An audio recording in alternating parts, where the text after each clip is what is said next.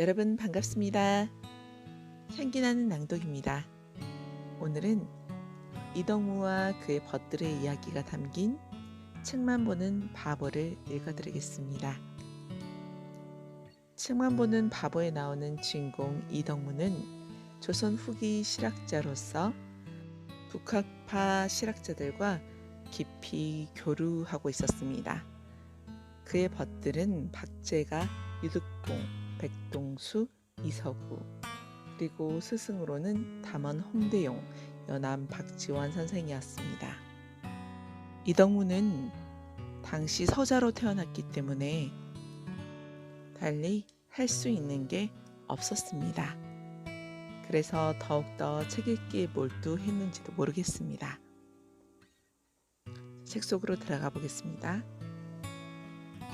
햇살과 함께하는 감미로운 책 읽기는 어린 시절뿐만 아니라 그 뒤에도 계속되었다. 20살 무렵 내가 살던 집은 몹시 작고 내가 쓰던 방은 더욱 작았다. 그래도 동쪽, 남쪽, 서쪽으로 창이 나 있어 오래도록 넉넉하게 해가 들었다. 어려운 살림의 등잔기름 걱정을 덜해도 되니 다행스럽기도 했다. 나는 온종일 그 방 안에서 아침, 점심, 저녁으로 상을 옮겨가며 책을 보았다. 햇살이 환한 방 안에 가만히 앉아 책을 들여다보고 있노라면 신기하기도 했다. 책상 위에 놓인 낡은 책 한 권이 이 세상에서 차지하는 공간은 얼마 되지 않을 것이다.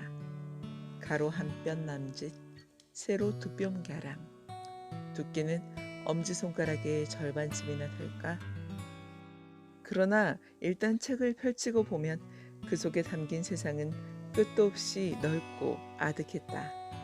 넘실넘실 바다를 건너고 굽이굽이 산맥을 넘는 기분이었다. 책과 책을 펼쳐든 내가 이 세상에서 차지하는 공간은 얼마쯤 될까? 기껏해야 내 앉은 키를 넘지 못할 것이다. 그러나 책과 내 마음이 오가고 있는 공간은 온 우주를 다 담고 있다 할 만큼 드넓고도 신비로웠다. 번쩍번쩍 섬광이 비치고 때로는 우르르 천둥 소리가 들리는 듯했다. 하고한 날 좁은 방 안에 들어박혀 있는 것처럼 보이지만 이처럼 날마다 책 속을 누비고 다니느라 나는 정신없이 바빴다.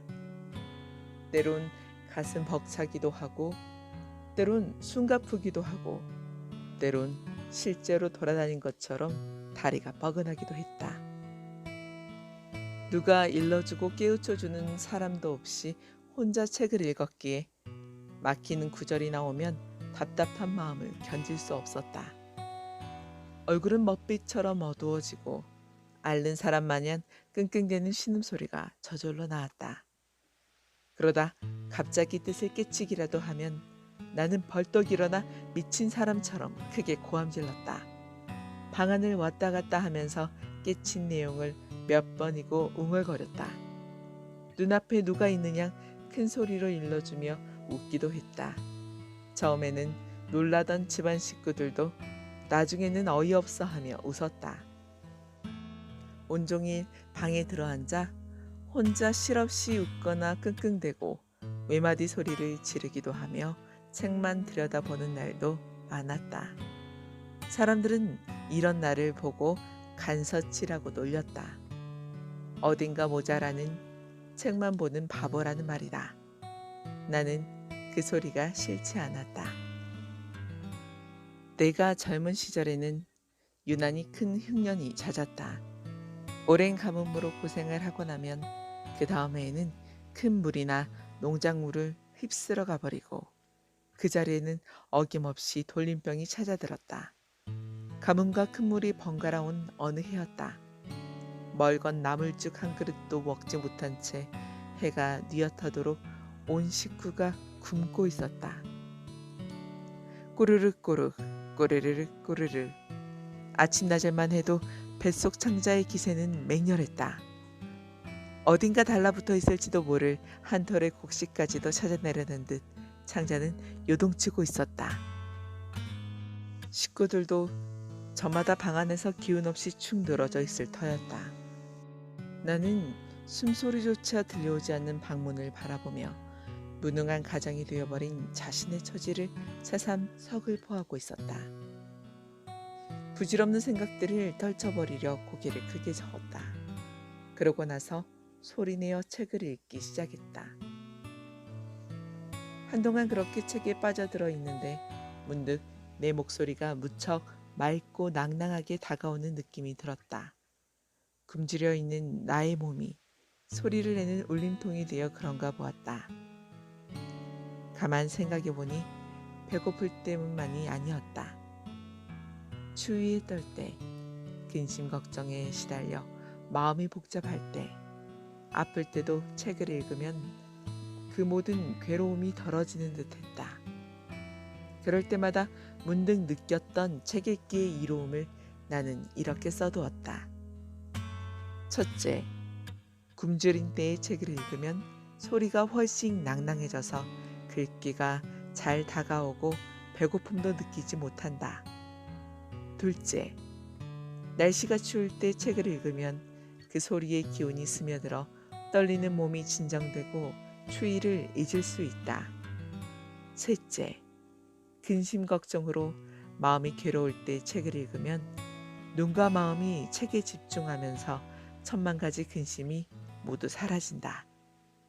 넷째, 기침병을 앓을 때 책을 읽으면 그 소리가 목구멍의 걸림돌을 시원하게 뚫어 괴로운 기침이 갑자기 사라져버린다.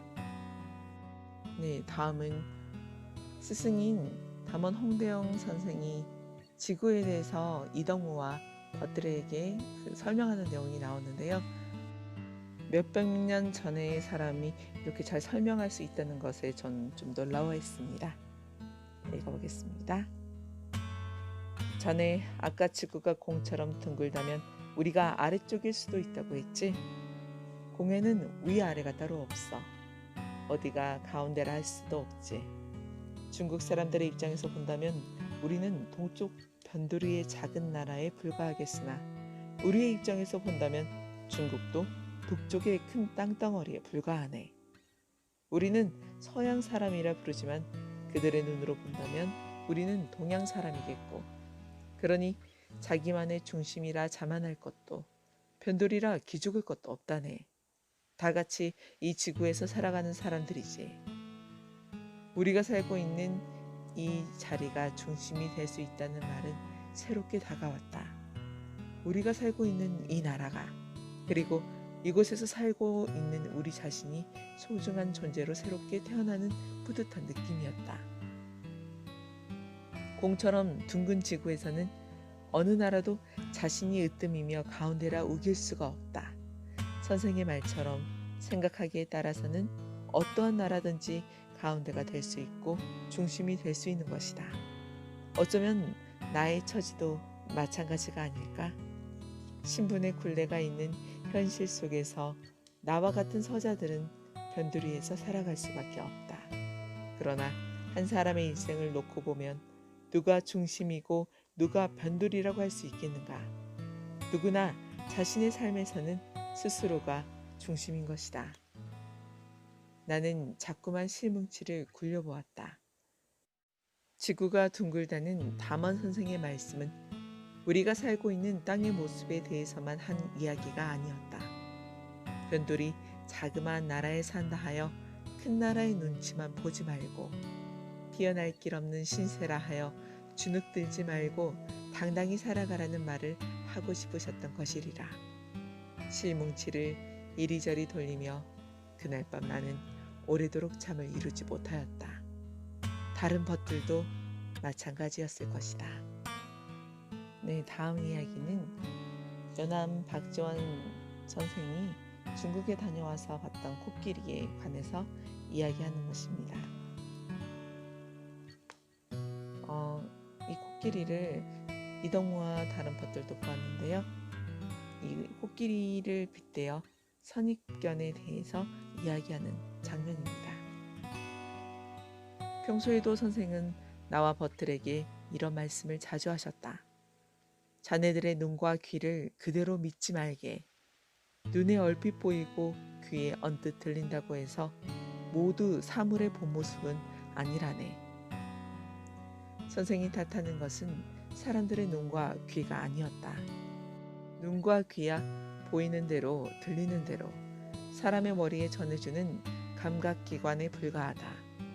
문제는 이를 받아들이는 사람의 마음이다. 사람들은 대부분 자신이 느끼고 싶은 대로 생각하고 싶은 대로 사물을 받아들인다. 마음속에 받아들이고 싶은 것, 인정하고 싶은 것을 미리 정해두고 그 밖의 것은 물리치고 거부한다. 그러한 마음의 기초가 되는 것은 역시 지난날에 보고 싶은 대로 보고 듣고 싶은 대로 들은 자신만의 감각이나 경험이다. 이것이 바로 선입견이다.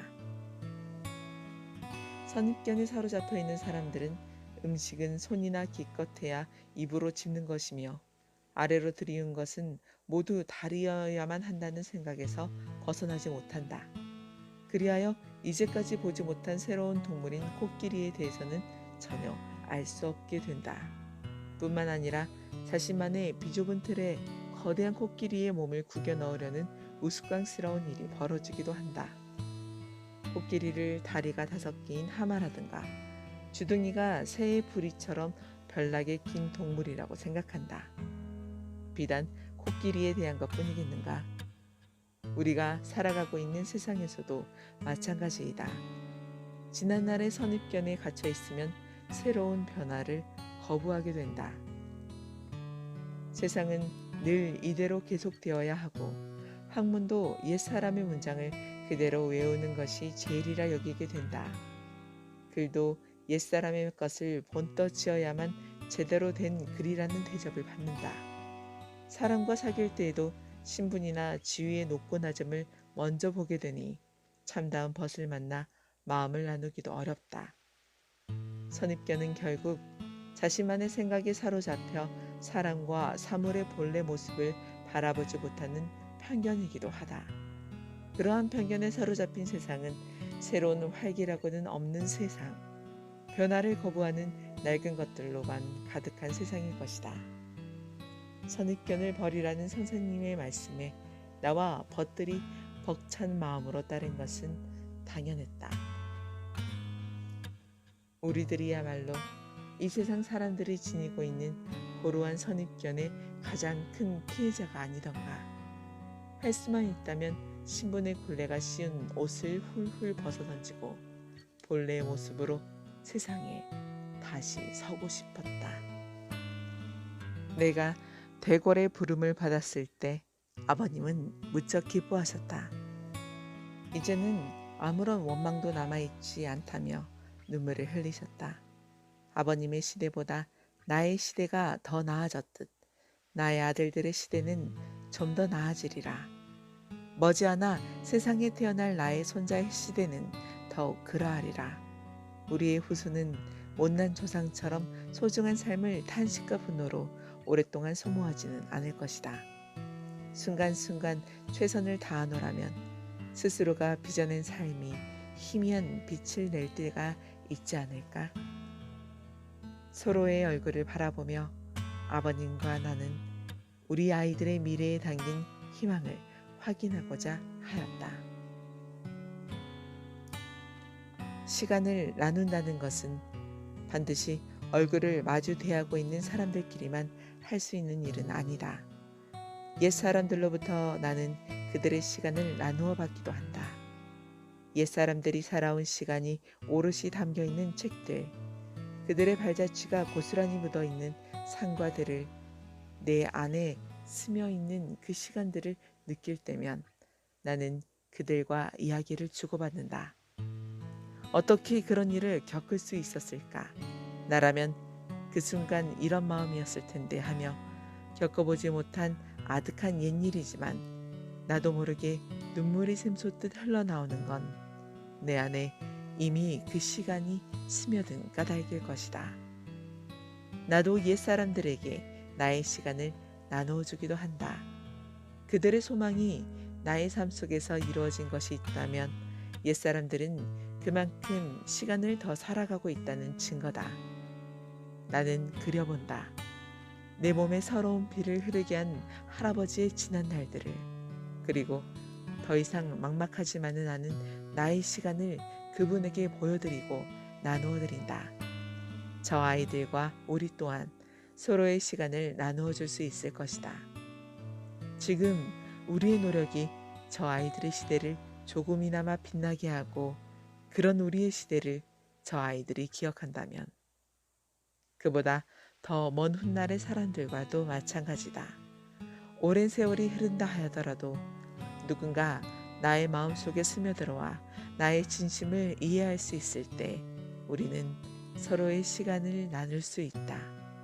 옛사람과 우리와 먼 훗날 사람들이 그렇게 서로 나누며 이어지는 시간들 속에서 함께하는 벗이 되리라.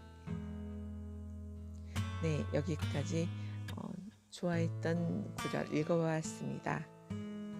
이덕무의 말처럼